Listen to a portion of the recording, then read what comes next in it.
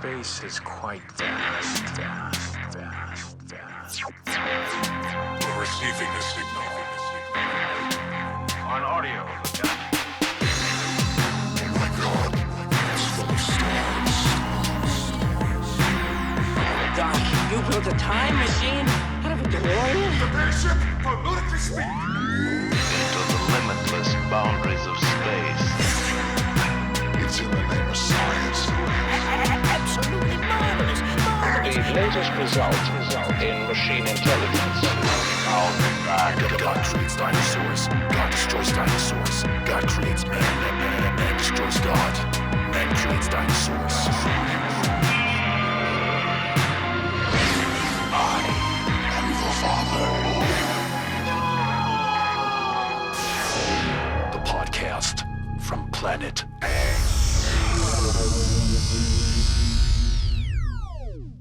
Hello, everybody, and welcome to the podcast from Planet X. My name is Ben, and with me today, as always, is my co-host David. You know, every time you start the intro for this, I always hope you're going to say the wrong title. I have to keep it in mind every time. Anyway, this episode we are covering A Scanner Darkly, which is based off of a Philip K. Dick book of the same name. Before we get into it, actually, I didn't know whether or not we were going to be able to find a place to talk about this during the actual episode, so I'll just mention it at the top. Do you remember near the very beginning of the movie, when Arctur and Donna are being surveilled, like on their phone call, and with that lady in like the surveillance center or whatever? Yep. So at the very top of her screen, there was some text, and I was reading it, and I was like, this seems very familiar. So I looked it up, and the text at the top of her screen was actually from the script of Blade Runner, which is another movie based off of a Philip K. Dick book. Do you know what the text was? Because I didn't catch it. I'm curious to see what it was. I want to know what it said. It was from the very beginning of the movie. Let me see if I can look it up real quick. Because I want to see if you can say it, and I can catch it. See if I would have caught it, if I had actually looked at it. Okay, so it starts with the man facing him is lean, hollow-cheeked, and is dressed in gray. Detached and efficient. He looks like a cop or an accountant.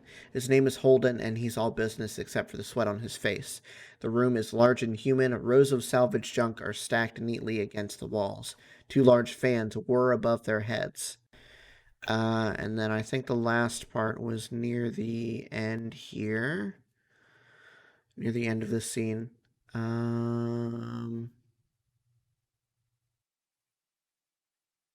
Blah, blah, blah, blah, blah. Is this it? Leon looks shocked, surprised, but the needles in the computer barely move. Holden goes for the inside of his coat, but Big Leon is faster. His laser burns a hole the size of a nickel through Holden's stomach. And I think that's all the text that they were able to fit on the screen. It wasn't a lot, but I felt like I should look it up because it seemed really weird for it to be on her screen. I don't think I would have placed it, but it really did sound familiar. Believe me, I didn't place it, but I was like, this seems like really, it seems really weird for it to be at the top of her screen during this scene here. So yeah. I may as well look it up. Yeah. So, like I said, I didn't know if we were going to get to that during the episode. Maybe we would have eventually, but I wanted to talk about it anyway because I thought it was an interesting little tidbit that not everybody may have caught. So yeah, I was more interested in the AI voice recognition in that scene. Oh yeah, than yeah, that was else. pretty interesting. The whole technology aspect of this film is really interesting. Uh-huh. Okay, So before we get into anything else, we're going to go ahead and do our usual stuff. David, if you wouldn't mind starting us out with the synopsis. Okay. So, in the near future, as American virtual. Oh, Lord, American, good God. Whew! In the near future, as America virtually loses the war on drugs, Robert Arctor, a narcotics cop in Orange County, California, becomes an addict when he goes undercover. He is wooing Donna, a dealer, to ferret out her supply. At the same time, he receives orders to spy on his housemates, one of whom is suspected of being Donna's biggest customer. Okay, so this movie stars Keanu Reeves as Robert Arctor, Robert Downey Jr. as James Barris, Woody Harrelson as Ernie Luckman, Rory Cochrane as Charles Freck, and Winona Ryder as Donna Hawthorne. It was written and directed by Richard Linklater, and it is based off of the novel of the same name by Philip K. Dick. Do you want to get into your initial thoughts about the movie? All right, so I'm not gonna lie. This was really, really, really trippy to watch. The animation style, the way they were doing things, trying to understand what was happening throughout the entire film was easy to understand given what they were doing, but it made absolutely no sense whatsoever.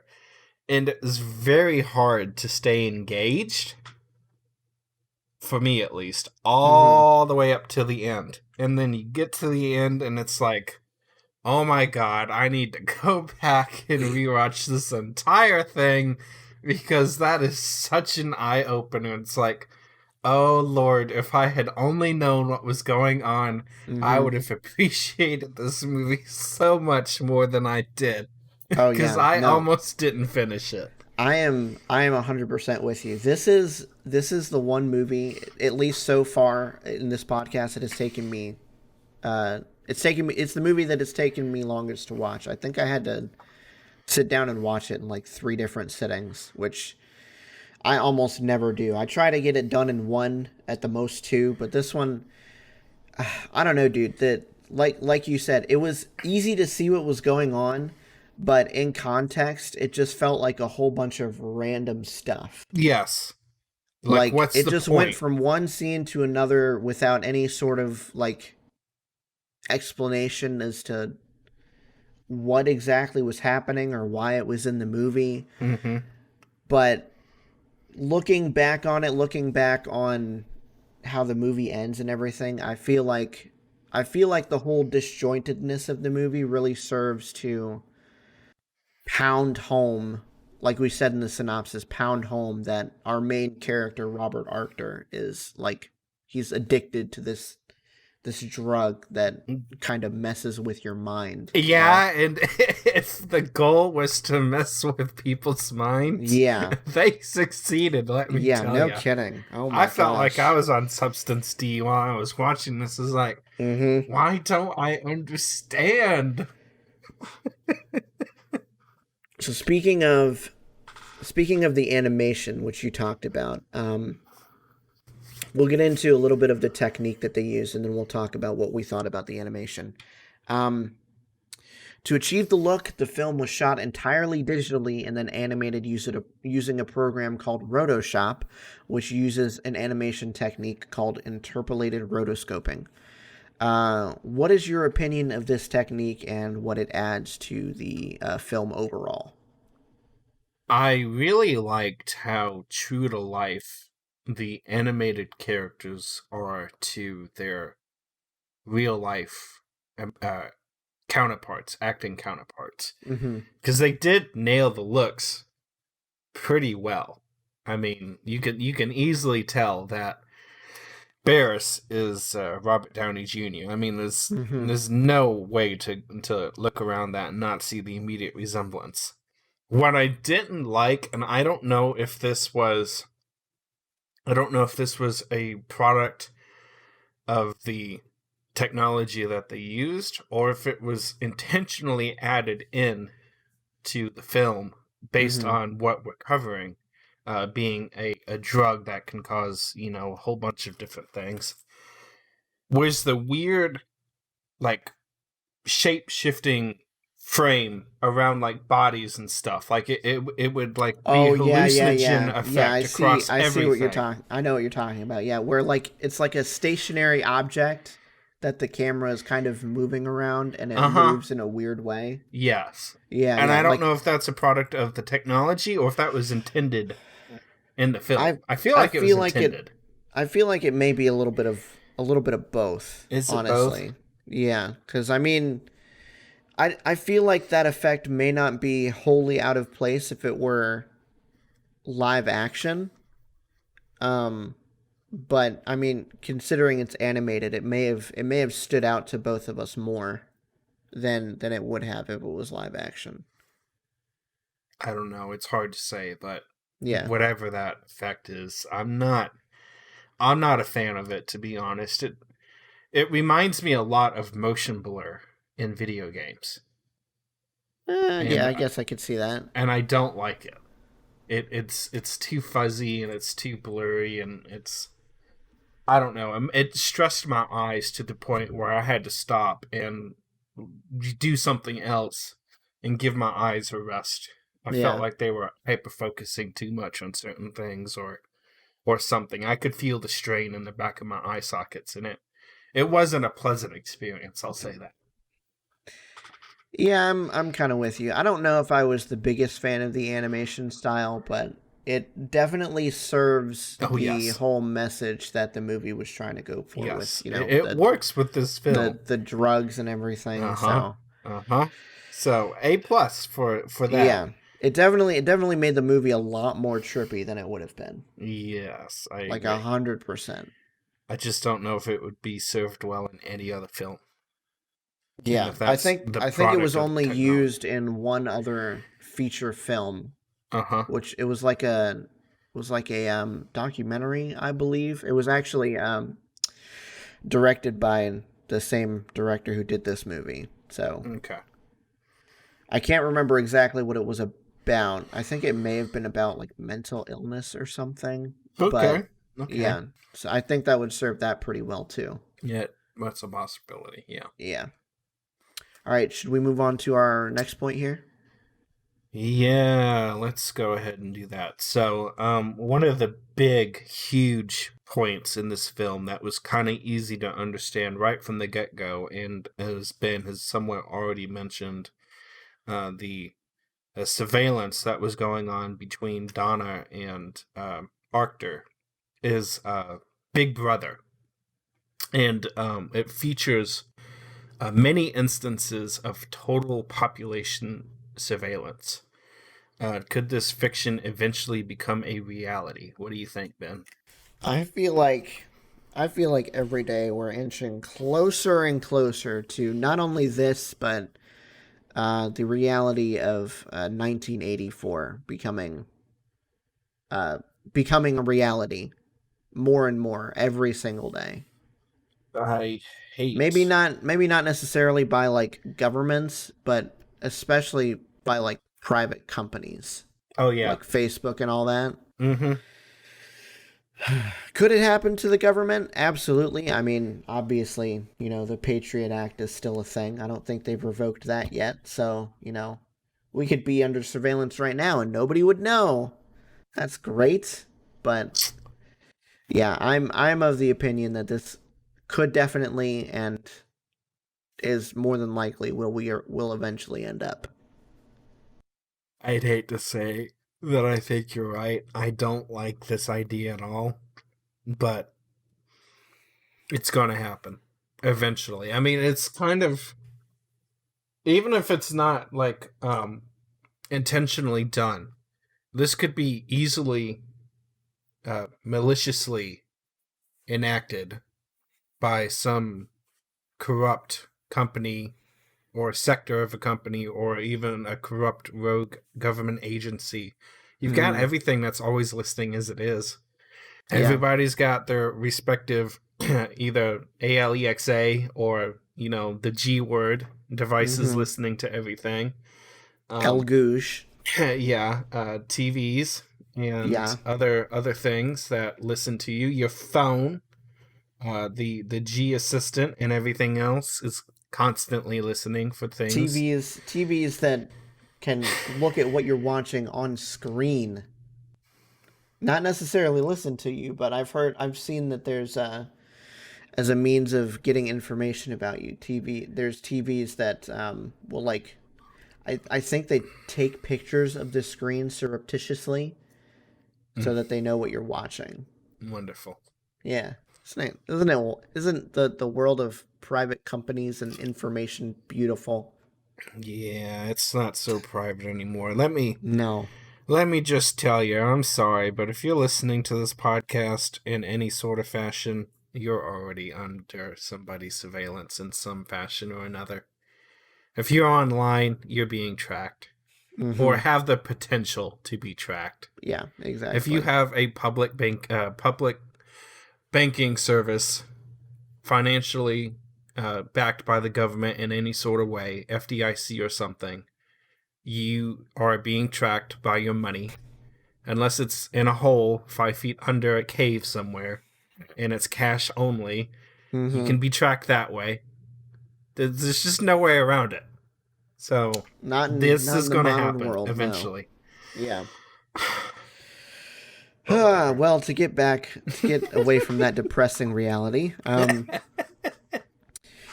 in the afterword of the book that the movie is based on, Dick, the author, states, "Drug misuse is not a disease, it is a decision, like the decision to move out in front of a moving car." Do you agree with this statement? Okay, so that's a heavy statement to say. Mm-hmm.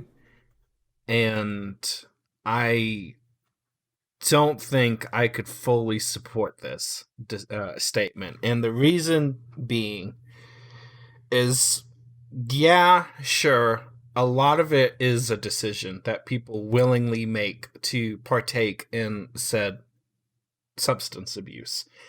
Whether it be, municipal amounts of marijuana or something. There's a decision involved, sure. Mm-hmm. But there's also a lot of people who, and yes, it's also kind of a decision then as well, but prescription drugs.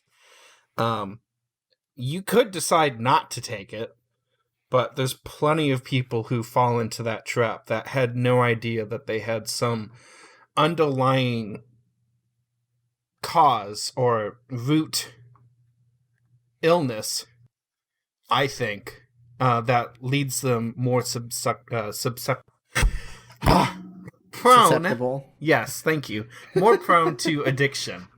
So, while I think, maybe some of it could be decision-based, I think there's a lot of it that there is something wrong, whether it be mentally and or physiologically involved. There's a reason addiction is a huge thing. Yeah, I'm with you in that. I think it's probably 25-75 where yes, there is a decision going on, but at the same time there has been research that states that there are some people more susceptible to addiction than others. Like not to like cherry pick or anything, but this is just something that coming off the top of my head. Native Americans are more susceptible to be alcoholic than other races are, or there's people who maybe because their parents were addicts, maybe not, that they're just naturally more susceptible to becoming addicted to something, not necessarily substance abuse, but addicted to eating, addicted to playing an online video game, all that other stuff. So I think that the statement is correct, but only partially. Yeah, I mean, and it also, what's your deciding line on, or your classification on drug misuse versus addiction? Like, okay, if you chose to misuse it and then you got addicted, then okay, maybe you could say he's right on that technicality. Yeah, I don't think it's like deciding not to move out in front of a car, though. I mean, that seems pretty heavy. If Yeah. you're going to decide to or not to move out in front of a moving vehicle, I feel like that's 100% in your control. And I don't think drug use or any other addiction is 100% in your control at all times. I feel like maybe the initial decision is maybe that's where he's coming from. Maybe. And The it could initial be. decision to the initial decision to say, should I or shouldn't I do this? And I mean, there's a lot of factors that go into that, but Yeah. I feel like maybe thinking on it more, maybe he's talking about more the initial decision decision to because partake maybe in if all. Yeah, maybe if I didn't start smoking weed, I wouldn't have, looked for the next high, which then got me to I don't know, like cocaine or heroin or meth or some fentanyl based drug or something like that. Yeah. Chasing the next high gets you higher and higher onto the scale of drugs, and you become so entrenched in it. There's no way of getting out of it at that point. You Yeah. are officially hooked. I don't know. It's hard to say. Yeah. It depends on what you do. But I think it's more disease than anything. Yeah, I'm with you. I think it's a disease. After that initial decision, I think it's definitely the disease that takes hold. Yes. So, all right, should we move on to our last point? Before we dig ourselves a deeper hole into a problem that both of us thankfully have never dealt with and hopefully never will. Yes. Listen, we're before we keep going, we're gonna say if we've misspoke on anything, please let us know. We'll make sure to address it in the next episode. Sure. We're by no means experts on this, so no. We do want to say if we misspoke on anything, let us know. Let us know. Yeah. Yeah, we'll leave it at that. All right, let's move on to our last point here. Okay, so the plot twist, which opened my eyes to the entire film being good, but was so late in the film. Towards the end of the the last 10 minutes. I know. Film. Oh man. No, it hurts so bad. This is a movie that's an hour and 40 minutes long, and you don't get the plot twist until 10 minutes before the film ends. Legit. Basically, yeah. Ugh. So, towards the end of the film, we find out what is really going on. Did you see the twist coming, or did the film give it away? I'm sure that you probably guessed this already, but I didn't see it coming until it happened. I mean, I was surprised when it was revealed that Hank was actually Donna. Yeah. And then right at the very end when she's meeting with one of the dudes that was working at the New Path Addiction Center, who I guess is apparently another undercover cop, talking about their entire plan to get Arctur addicted to drugs, without him even knowing about it, and getting him so messed up that the only recourse was to be put into New Path, and then eventually weaned off of Substance D so much that he became sort of, I don't know, brainless, I guess, or pretty close to brainless, but apparently he still had just enough function to realize what was going on. So yeah, like I said in our initial thoughts, the whole movie right up until the end felt so disjointed. I didn't understand what was going on at all, but the scene at the very end with Donna and the dude from the addiction center just made everything fall straight into place. Yeah, it was very eye-opening. I did not see it coming at all. I thought something was up with the supposed test that they kept giving Arctur, testing his cognitive ability, to see if there were, major lasting effects from Substance D, and the fact that they it seemed like the first series of tests, they kind of just shrugged it off. Like, you could tell he wasn't doing so well. I mean, it was lines. It was kind of like ink blots, but it wasn't ink blots. They were supposed to be fairly distinguishable sets of lines. You could tell what they were trying to depict, whether it be an animal or some everyday object. It was pretty obvious that he was not doing so well with that. And it felt like the two test overseers kind of just shrugged it off. And I'm like, seems pretty obvious something's up with him, and we're not going to, maybe take him off of this or something. It kind of makes sense towards the end as to why they didn't. Clearly, it was all a setup, but it was like, okay, something's up with that. But I didn't see Hank being Donna. No. I was like, whoa, what? Yeah, she seemed like she played her part perfectly. She seemed like so much of a like just a drug addict that you would not have suspected her to be part of the police force as an undercover officer. Absolutely not. And I was really intrigued when it wasn't him and Donna that hooked up, was it? It was somebody else. Right? Yeah, it was him and some escort, I think. Okay. See, for a minute there, I thought it was him and Donna. But then later on, I realized it wasn't.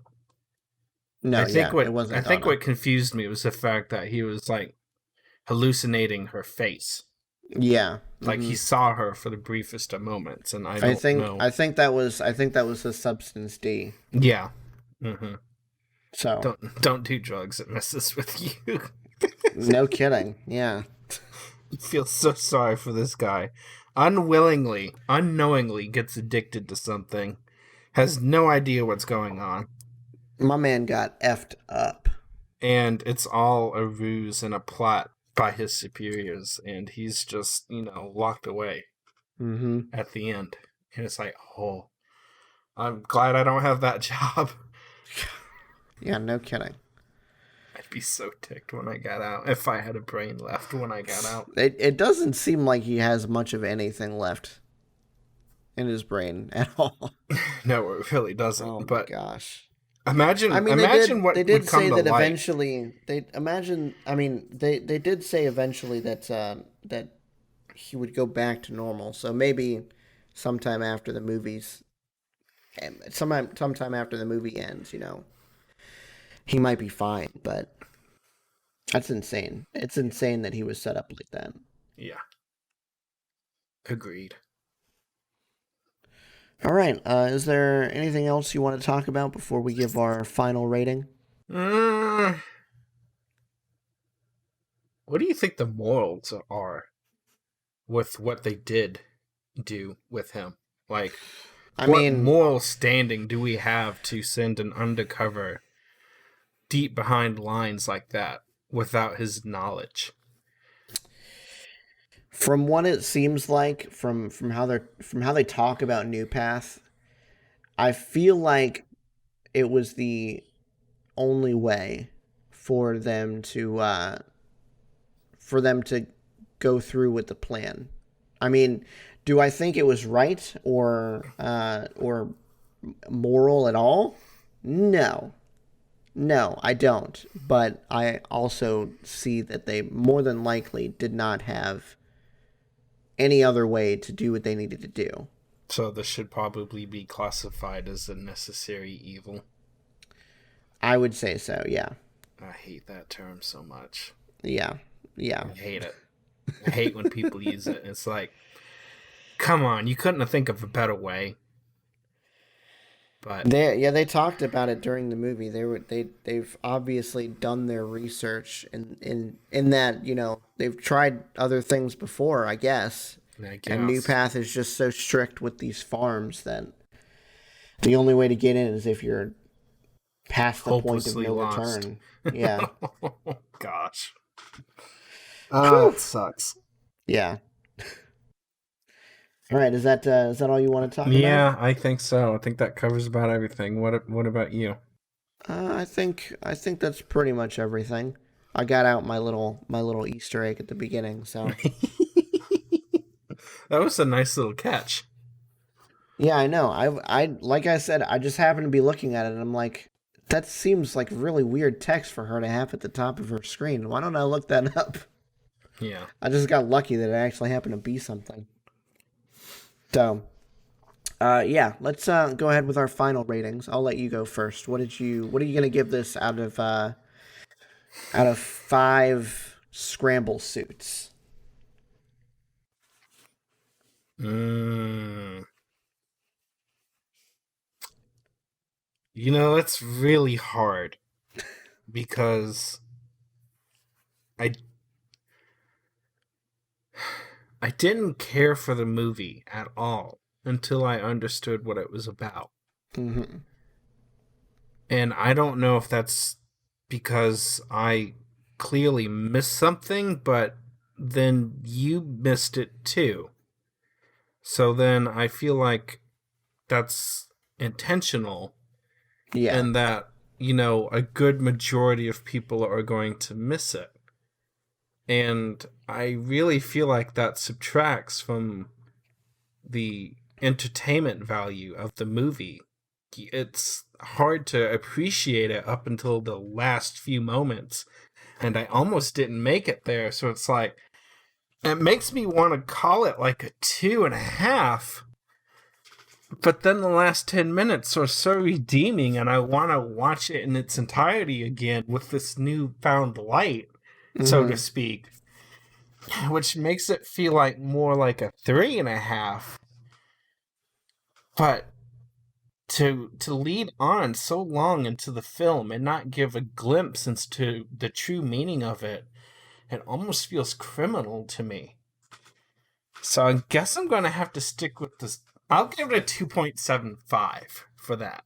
Okay. Because I really am mad that it took that long to understand what it was about. I understand where you're coming from, but I think looking at the movie as a whole, I'd have to give it a 3.5. Okay. Like you said, I absolutely did not like this movie right up until the very end. But being able to look back on the movie and see where it was kind of leading up to brings it up a little bit for me. So yeah. Okay. So I'd have to give it a 3.5. So you're gonna give him the graceful bow out, and I'm gonna stick to the guns on that.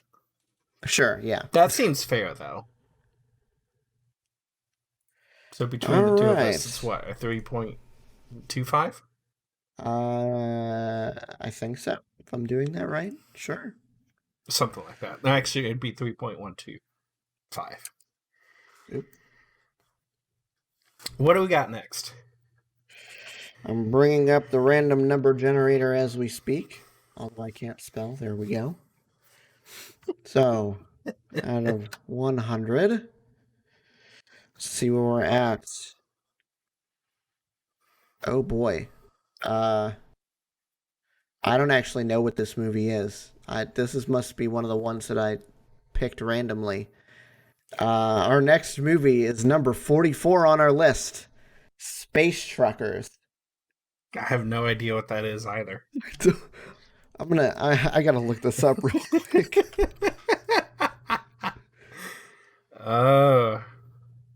It sounds interesting. An American British Irish comic science fiction film. It's got Dennis Hopper in it. Okay. Interesting. All right, well, we'll have to see if this is any good. I feel like I picked this because it's supposed to be one of those so good it's or so bad it's good science fiction movies. Which, looking at Rotten Tomatoes, I think I'm right. We'll have to wait and see. Oh God. Oh. Okay, Goodness. yeah. Space Truckers is our next episode. What episode are we on now? Are we on? Is this 10? I think so. Let me see. We are on. Yeah, this is episode 10. Okay, so episode 11 of podcast from Planet X is Space Truckers. Where are you getting Project from? I don't know. Oof. All right. Well, that's where we're going to leave it, guys. Thank you so much for listening. Be sure to leave a rating on whatever podcasting platform you happen to be listening on, and we'll see you guys next time. Bye-bye. Bye, guys.